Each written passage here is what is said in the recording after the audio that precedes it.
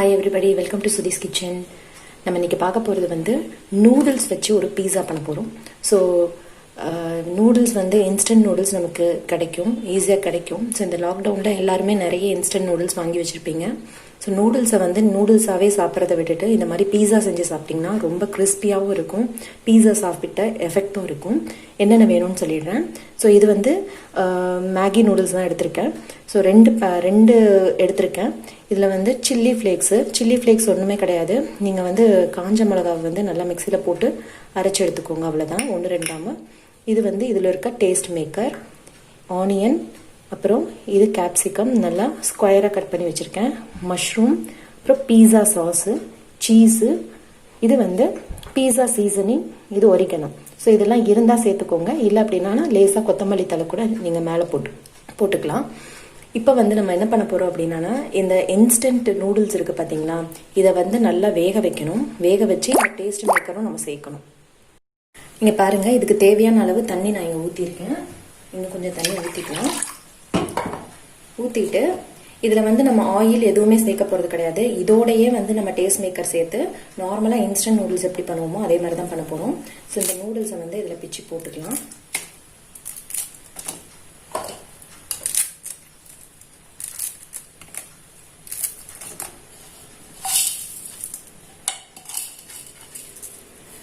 So இது நல்லா கொதிக்கட்டும். இது ஒரு 2 நிமிஷத்துக்கு நல்லா மூடி வச்சிருங்க. இன்ஸ்டன்ட் நூடுல்ஸுங்கிறதுனால ஈஸியாக வெந்துடும். இது நல்லா கொதிக்கட்டும். தேவைன்னா கொஞ்சமாக தண்ணி விட்டுக்கோங்க. ஸோ இதை கொதிக்க வச்சு போடணும்னு அவசியம் கிடையாது, அப்படியே போடலாம். ஸோ இதை நம்ம மூடி வச்சுட்டு 2 நிமிஷம் கழிச்சு பார்க்கலாம். ஸோ அது கொதிச்சிட்டு இருக்க நேரத்தில் நம்ம இந்த காய்கறி எல்லாம் எடுத்து வச்சிருக்கோம்ல, இதை லேசாக ஆயில் விட்டு நம்ம சாட்டே பண்ணிடலாம். ஸோ இதில் ஆலிவ் ஆயில் சேர்க்கணுன்னாலும் சேர்த்துக்கலாம், இல்லை நார்மலாக நம்ம யூஸ் பண்ணுற ஆயிலே சேர்த்துக்கலாம். ஸோ நான் இங்கே கொஞ்சமாக ஆலிவ் ஆயில் விடுறேன். நிறைய எண்ணெய் விட வேணாம், லேசாக விட்டால் போதும். விட்டுட்டு அது காஞ்ச உடனே நம்ம இந்த ஆனியன், கேப்சிகம் ரெண்டையும் சேர்த்துடலாம். இது நல்லா வதங்கட்டும். ஓரளவுக்கு பாதி வெந்தால் போதும்.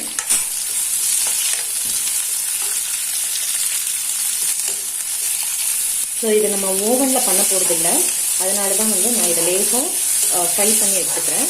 ஸோ இது லேசாக ஃப்ரை ஆனால் போதும். இப்போ நான் இந்த மஷ்ரூம்ஸையும் இதில் போட்டுறேன். ஸோ லேசாக ஃப்ரை பண்ணிக்கலாம் இதையும். இப்போ இதுக்கு தேவையான அளவு உப்பு சேர்த்துக்கலாம், ஓரளவுக்கு. அவ்வளோதான், இதை எடுத்துடலாம், பிளேட்டில் எடுத்து வச்சிடலாம். பாருங்கள், இது இப்போ நல்லா வெந்துருச்சு. இப்போது இதில் வந்து நம்ம டேஸ்ட் மேக்கர் ஆட் பண்ணிடலாம்.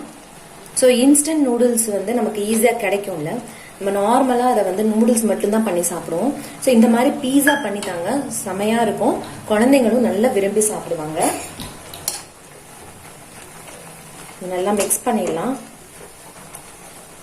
இது ஓரளவு கட்டி ஆகணும், அப்போ தான் வந்து நம்ம ஸ்ப்ரெட் அப் பண்ணும்போது நல்லா இருக்கும். இல்லைன்னா தனித்தனியாக வந்து தனியாக போயிடும். இது ஓரளவுக்கு நல்லா தண்ணி வத்துற அளவுக்கே கிளறிக்கலாம். இதுலேயே நான் கொஞ்சமாக சில்லி ஃப்ளேக்ஸ் ஆட் பண்ணிக்கிறேன். ஸோ காரத்துக்காக சில்லி ஃப்ளேக்ஸு. ஸோ உப்பு எல்லாமே இதுலேயே இருக்கும் இந்த நூடுல்ஸில். ஸோ அதை வேணாம், சில்லி ஃப்ளேக்ஸ் மட்டும் லேஸாக போட்டுட்டு பாருங்கள், இது நல்லா இப்போ கட்டி ஆற மாதிரி வருதுல்ல, இதை ஆஃப் பண்ணிடலாம். இப்போ இன்னொரு பேன் எடுத்துக்கோங்க. ஸோ நல்லா வந்து அந்த ரவுண்டாக இருக்கிற மாதிரி ஒரு பேன் எடுத்துக்கோங்க, நல்லா ஃப்ளாட்டாக இருக்கிற மாதிரி அடியில். இப்போ இதில் வந்து நம்ம எண்ணெய் ஊற்றிடலாம். ஸோ தாராளமாகவே எண்ணெய் ஊற்றுங்க, ஏன்னா இது பைண்ட் ஆகிறதுக்கு, அது குக் ஆகிறதுக்கு இந்த எண்ணெயை தவிர வேற எதுவுமே இல்லை. ஸோ இதை வந்து நல்லா ஊற்றிடலாம். ஊற்றிட்டு இதை நல்லா காயட்டும். இப்போ இது நல்லா காஞ்சிட்டு இருக்கு பாருங்க. இப்போ நம்ம என்ன பண்றோம் அப்படின்னா, நம்ம செஞ்சு வச்சிருக்கோம் இல்லையா நூடுல்ஸ், அதை வந்து நம்ம நல்லா ரவுண்டா வர மாதிரி நம்ம செஞ்சுக்கலாம்.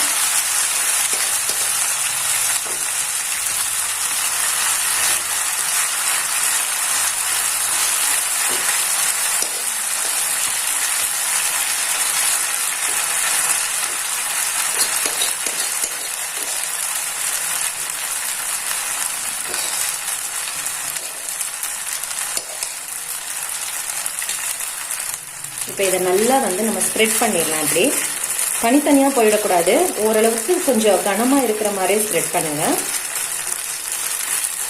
ஸோ நான் வந்து பீஸா சாஸ் எடுத்திருக்கேன். நான் உங்ககிட்ட பீஸா சாஸ் இல்லைனாலும் செய்ய முடியலனாலும் நான் பீஸா சாஸ் எப்படி பண்ணுறது அப்படின்னு டிஸ்கிரிப்ஷன் பாக்ஸில் தரேன்.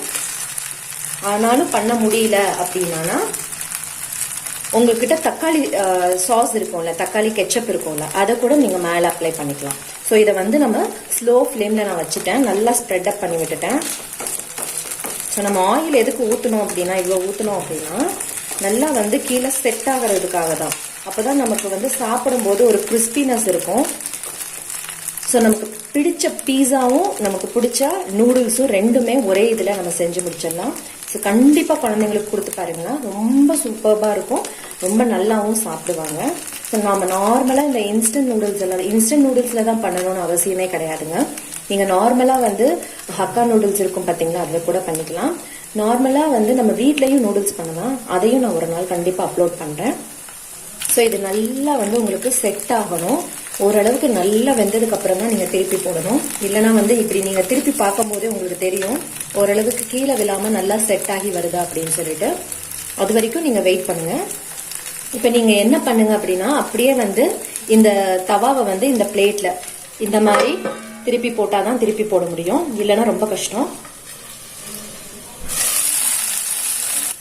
இப்போ பாருங்க, இதை நல்லா திருப்பி போட்டாச்சு.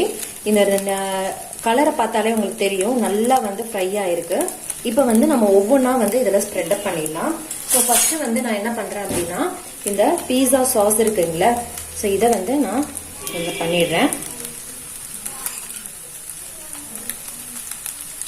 ஸோ நீங்க ஈவனா ஸ்ப்ரெட் அப் பண்ணணும். பாருங்க, இதை ஸ்ப்ரெட் அப் பண்ணிட்டேன்.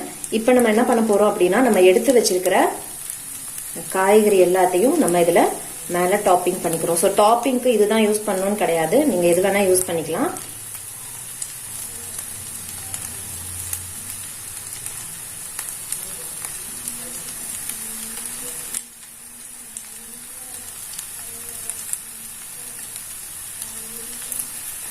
லாஸ்டா வந்து சீஸ்.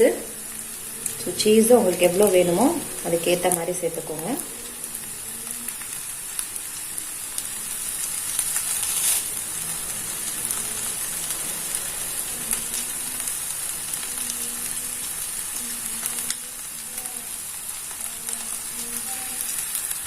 இப்போ இதுக்கு மேலே உங்களுக்கு தேவையான அளவுக்கு சில்லி ஃப்ளேக்ஸ், பீஸா சீசனிங் இருந்தால் சேர்த்துக்கோங்க, இல்லைன்னா ஒரிகனோ மட்டும் கூட சேர்த்துக்கலாம். ஸோ நான் இதை வந்து பீஸா சீசனிங் மேலே போட்டுறேன்.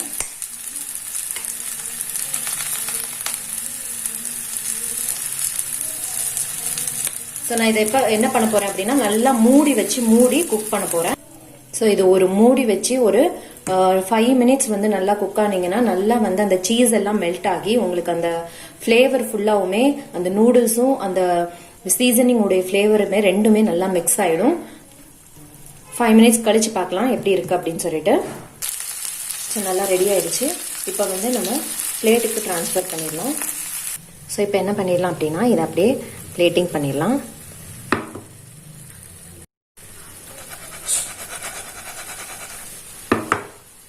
பாருங்க, நம்மளுடைய எம்மியான பீஸா நல்லா கிறிஸ்பியா இருக்கு. இதை பார்த்தாலே தெரியும் நல்லா கிறிஸ்பியா இருக்கு. அடியில் உள்ள வந்து நல்லா மெதுன்னு இருக்கும். ஸோ இதை கட் பண்ணி நம்ம சர்வ் பண்ணிடலாம். இவ்வளோதான், சிம்பிளான பீஸா தான். ஆனால் ரொம்ப பர்ஃபெக்ட்னு சொல்ல முடியாது, பட் இந்த லாக்டவுனுக்கு ரொம்ப ஏற்ற பீஸா. ஸோ இன்ஸ்டன்ட் நூடுல் வச்சு நீங்கள் ஈஸியாக பண்ணிடலாம். இதே மாதிரி ட்ரை பண்ணி பாருங்க, எப்படி இருந்துச்சுன்னு சொல்லிட்டு கமெண்ட் செக்ஷன்ல கமெண்ட் பண்ணுங்க. உங்களுக்கு இந்த வீடியோ பிடிச்சிருந்தா என்னோட சேனலை சப்ஸ்கிரைப் பண்ணுங்க, லைக் பண்ணுங்க, ஷேர் பண்ணுங்க, கமெண்ட் பண்ணுங்க. இன்னொரு சூப்பரான வீடியோல சந்திக்கலாம். Until then, bye from Sudhi's Kitchen.